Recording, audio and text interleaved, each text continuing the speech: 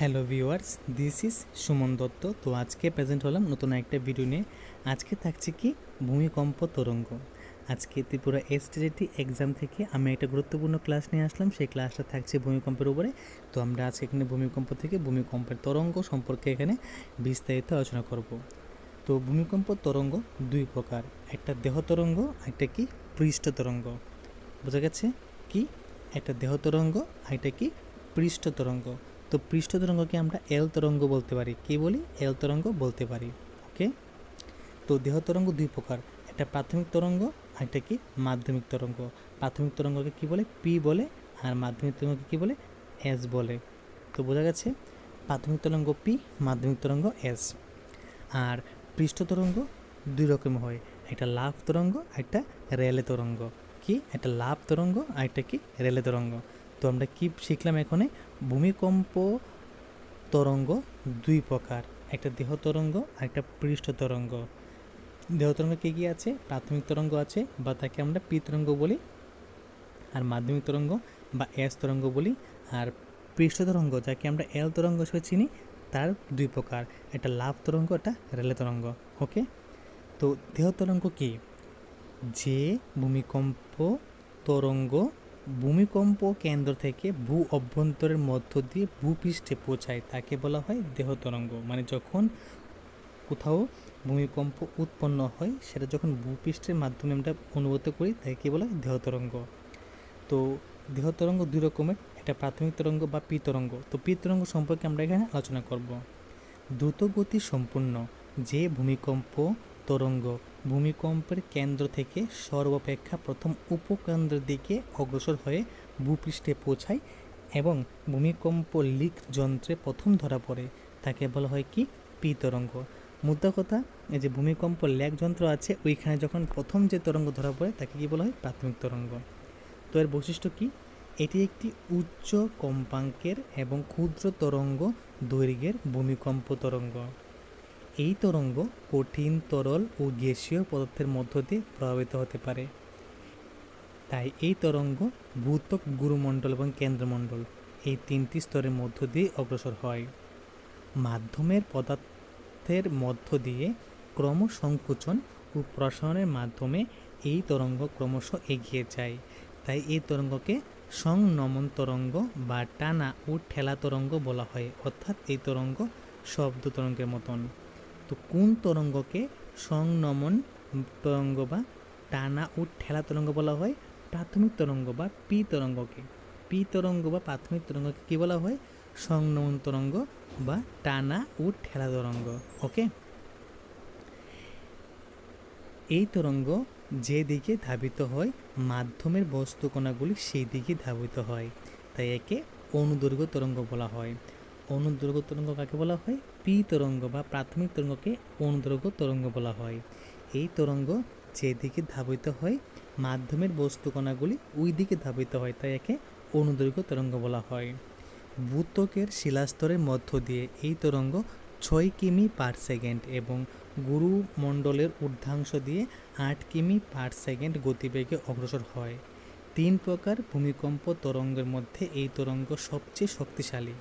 তো ভূত্বকের মধ্য দিয়ে 6 কিমি পার সেকেন্ডে যায়, আর গুরুমণ্ডলের মধ্য দিয়ে 8 কিমি পার সেকেন্ডে যায়। ওকে। তো 3 প্রকার ভূমিকম্পের মধ্যে এই ভূমিকম্প তরঙ্গ মানে সবচেয়ে বেশি, মানে 3 প্রকার তরঙ্গের মধ্যে এই পি তরঙ্গের মধ্যে পাওয়ারটা সবচেয়ে বেশি থাকে। তারপর এখানে আছে কি? গৌণ তরঙ্গ বা এস তরঙ্গ।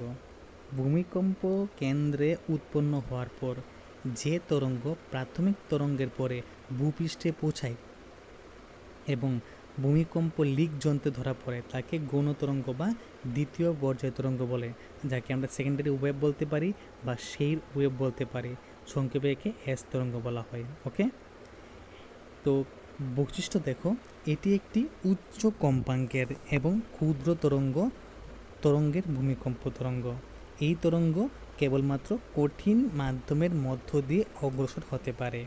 তাই বহির গুরুমণ্ডল ও বহির কেন্দ্রমণ্ডলে এই তরঙ্গের অনুপস্থিতি দেখে ভূবিজ্ঞানীরা মনে করেন যে এই দুটি স্তর তরল অবস্থায় আছে। প্রচণ্ড পীড়ন বা চাপ সৃষ্টি করে এস তরঙ্গ শিলাস্তরে উঠানামা মাধ্যমে আলোক তরঙ্গ বা জল তরঙ্গের মতো বিস্তার লাভ করে। এই তরঙ্গ যেদিকে ধাবিত হয় মাধ্যমের বস্তুকণাগুলি তার লম্ব দিকে বা সমকোণে কম্পিত হয়, তাই একে অনুপ্রস্থ তরঙ্গ বলা হয়। তো অনুপ্রস্থ তরঙ্গ কাকে বলা হয়? এস তরঙ্গকে। আর আমরা একটু আগে কী পড়েছিলাম? অনুদৈর্ঘ্য। তো আমরা এখানে মনে রাখতে হবে আমাদের যে অনুদৈর্ঘ্য হলো পি তরঙ্গকে আমাদের পরীক্ষার মধ্যে কিন্তু কনফিউশনের জন্য দিতে পারে যে অনুদৈর্ঘ্য তরঙ্গ কাকে বলে, পি তরঙ্গকে বা এস তরঙ্গকে। তো অনুদৈর্ঘ্য হলো পি তরঙ্গ আর অনুপ্রস্থ হলো এস তরঙ্গ, ঠিক আছে। এই তরঙ্গ ভূত্বকের মধ্য দিয়ে 3.5 কিমি, আগেরটা কি ছিল 6.6 কিমি পার সেকেন্ড, আর এটা 3.5 কিমি পার সেকেন্ড। আর এদিকে গুরুমণ্ডলের মধ্য দিয়ে এটা 5 কিমি পার সেকেন্ড, আর আগেরটা কি ছিল 8 কিমি পার সেকেন্ড। আমাদের শেখা হয়ে গেছে এই তরঙ্গ অপেক্ষাকৃত দুর্বল প্রকৃতির তরঙ্গ। তরল ও গ্যাসীয় পদার্থ মধ্য দিয়ে এস তরঙ্গ অগ্রসর নাও হতে পারে, কারণ মাধ্যমের বস্তুকণাগুলি তার উপর প্রচণ্ড চাপ সৃষ্টি করে বস্তুকণার উপরে নিচে ওঠানামার মাধ্যমে এই তরঙ্গ অগ্রসর হয়।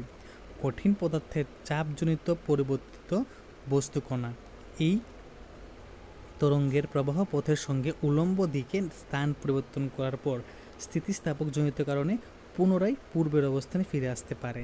তাই এই তরঙ্গ কঠিন মাধ্যমের মধ্য দিয়ে অগ্রসর হতে পারে, কিন্তু গ্যাস বা তরলের বস্তুকণা এই চাপজনিত পরিবর্তনের পর পুনরায় পূর্বের অবস্থায় ফিরে আসতে পারে না। তাই এস তরঙ্গ তরল বা গ্যাসীয় মাধ্যম দিয়ে অগ্রসর হতে পারে না।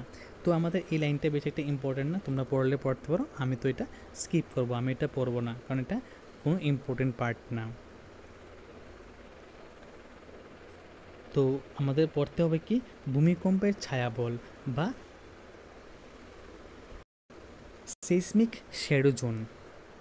এই যে এটাকে বলে ভূমিকম্পের ছায়াবল, ঠিক আছে, সেismic ছায়া জোন। দেখো এখানে এটা হলো কেন্দ্রমণ্ডল যেখানে ভূমিকম্প তৈরি হয়। তারপর এখানে পি তরঙ্গ, এদিকে হলো এল তরঙ্গ, ঠিক আছে, এদিকে এই সাইডে কি এস তরঙ্গ, ঠিক আছে। দুটো দেখে নাও যে কোথায় কী তরঙ্গ আছে। ওকে, উপকেন্দ্র কোথায় দেখো দিয়ে দিয়েছে, এখানে উপকেন্দ্র। ওকে, এটা ভূপৃষ্ঠ।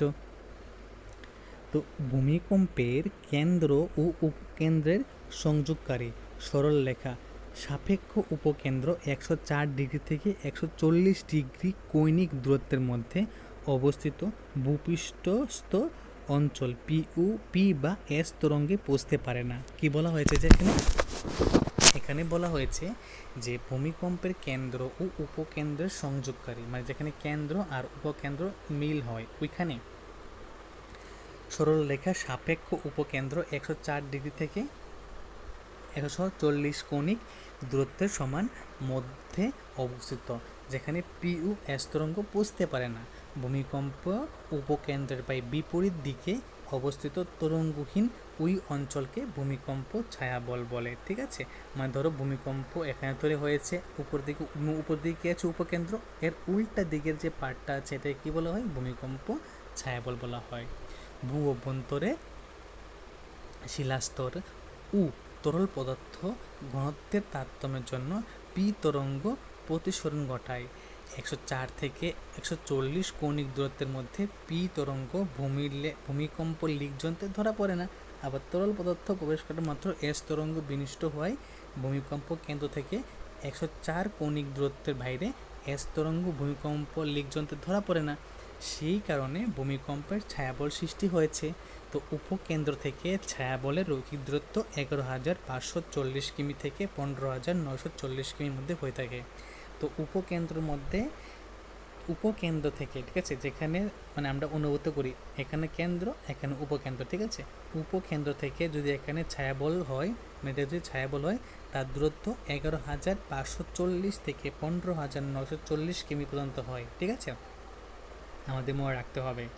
তো পৃষ্ঠ তরঙ্গ বা এল তরঙ্গ, তো ভূমিকম্পের কেন্দ্র থেকে ভূপৃষ্ঠের সমান্তরালে যে তরঙ্গ ক্রমশ চারদিকে ছড়িয়ে পড়ে তাকে বলা হয় কি? পৃষ্ঠ তরঙ্গ, ঠিক আছে। তো এই তরঙ্গ কেবলমাত্র ভূত্বকের উপরের অংশের মধ্যেই সীমাবদ্ধ এবং ভূত্বকের গভীরে প্রবেশ মাত্র হারিয়ে যায়, তাই একে পৃষ্ঠ তরঙ্গ বলে। আবার ভূত্বকের পৃষ্ঠভাগে উপকেন্দ্র থেকে প্রান্তভাগের দিকে তরঙ্গটি প্রবাহিত হয়, একে পার্শ্ব তরঙ্গ বলে।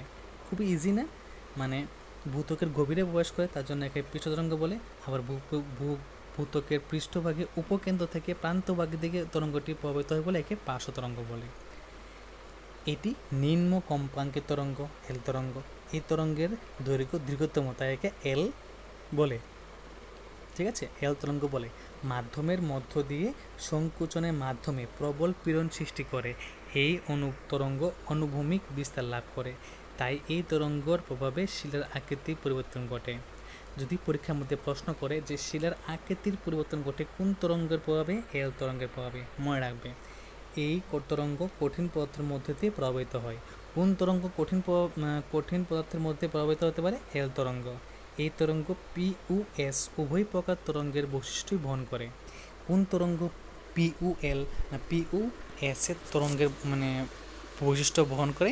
এটা হলো এল তরঙ্গ। তাই এই তরঙ্গের মাধ্যমে বস্তুকণাগুলি উল্লম্বভাবে উঠানামার সঙ্গে সঙ্গে পাশের দিকেও ছড়ে যায়।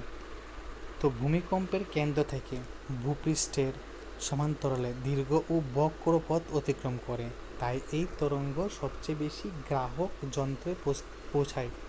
এই তরঙ্গ ভূত্বকের শিলাসমূহের প্রচণ্ড ঝাঁকুনি দেয় ও তুলে আছাড় মারে, ফলে এই তরঙ্গের সবচেয়ে বেশি বিধ্বংসী চরিত্র। এই তরঙ্গের অন্যান্য ভূমিকম্প তরঙ্গের তুলনায় মন্থরতম। তো সবচেয়ে বিধ্বংসী চরিত্র কোন তরঙ্গ? এল তরঙ্গ, মনে রাখবে। ওকে, তো এই ভিডিও শেষে আমরা আবার ভূমিকম্পের যে পার্টগুলো আছে, দুইটা পার্টগুলো আছে, দেহ তরঙ্গ আর এল তরঙ্গ, এটা আমরা পড়ব। ঠিক আছে, তো প্রকৃত কি? এটা হলো লাভ তরঙ্গ। ঠিক আছে, এই পৃষ্ঠ তরঙ্গের মধ্যে যে তরঙ্গ এস তরঙ্গের মতো বস্তুকণার উঠানামার মাধ্যমে ভূপৃষ্ঠের সমান্তরালে ক্রমশ অনুভূমিক সর্পিল গতিতে অগ্রসর হয়, তাকে লাভ তরঙ্গ বলে। ব্রিটিশ গণিতজ্ঞ এই যে এস তরঙ্গ না, দেখবে এস তরঙ্গ, তোমাদের এটা দেখাবো আমি যে এইভাবে এস তরঙ্গ যাচ্ছে। ঠিক আছে, এস তরঙ্গ এইভাবে যাচ্ছে, তো তার জন্য একটা সর্পিল সাপের মতো একটা গতিতে অগ্রসর হচ্ছে, তার জন্য একে কী বলা হয়? লাভ তরঙ্গ বলা হয়। ব্রিটিশ গণিতজ্ঞ AEH লাভ সর্বপ্রথম এই তরঙ্গটি আবিষ্কার করেন বলে তার নাম অনুসারে এর নাম কী দেওয়া হয়েছে? লাভ তরঙ্গ। রেলে তরঙ্গ পৃষ্ঠ তরঙ্গের মাধ্যমে যে তরঙ্গ বস্তুর উঠানামা ও সংকুচন প্রসারণ এই দুটি পদ্ধতির সমন্বয়ে ভূপৃষ্ঠের উপরের অংশ দিয়ে কিছুটা উপবৃত্তাকার গতিতে অগ্রসর হয়, তাকে বলা হয় কি? রেলে তরঙ্গ। ঠিক আছে, ভূগর্ভের গভীরতা বৃদ্ধির সঙ্গে সঙ্গে এর গতি ক্রমশ কমতে থাকে। তো এই হলো তরঙ্গ নিয়ে আজকে আমাদের একটা ছোট্ট একটা ক্লাস। তো আমি বলেছিলাম যে ভিডিও শেষে সেই আমরা তরঙ্গের পার্টগুলো আমরা আবার দেখব। দেখো আমরা কি পড়েছি? আমরা পড়েছি প্রথমে কি পড়েছি? ভূকম্প তরঙ্গ পার্ট পড়েছি, দেহ তরঙ্গ, তার মধ্যে এটা পড়েছি পি তরঙ্গ পড়েছি, মাধ্যমিক তরঙ্গ পড়েছি। এখন কি পড়লাম? এল তরঙ্গ পড়লাম, এর মধ্যে লাভ তরঙ্গ পড়লাম আর রেলে তরঙ্গ পড়লাম। তে যে লাভ তরঙ্গ নামটা কেন হয়েছে? যে বানিয়েছে তার নামের শেষে কী আছে? লাভ আছে, তো তার নাম অনুসারে এর নাম কি হয়েছে? লাভ তরঙ্গ। ঠিক আছে, লাভ তরঙ্গ বলার একটি কারণ যখন আমরা এই এস তরঙ্গ পড়বো, এস তরঙ্গ এটার মধ্যে অনেকটা কি সর্পিল পথ সাপের মতো অনেকটা চলাচলা করে, তার জন্য এখানে কি বলা হয়েছে? লাভ তরঙ্গ বলা হয়েছে। তো ভিডিও শেষে একটাই রিকোয়েস্ট সবার কাছে, যদি ভিডিও ভালো লাগে থাকে অবশ্যই ভিডিও শেষে লাইক করবে এবং শেয়ার করবে। ঠিক আছে, শেয়ার করলে তোমাদের মতন আরও অনেক এই ভিডিও দেখার চান্স পাবে, তো তোমাদের সঙ্গে সঙ্গে তারাও পরীক্ষার মধ্যে পাশ করার একটা চান্স পাবে।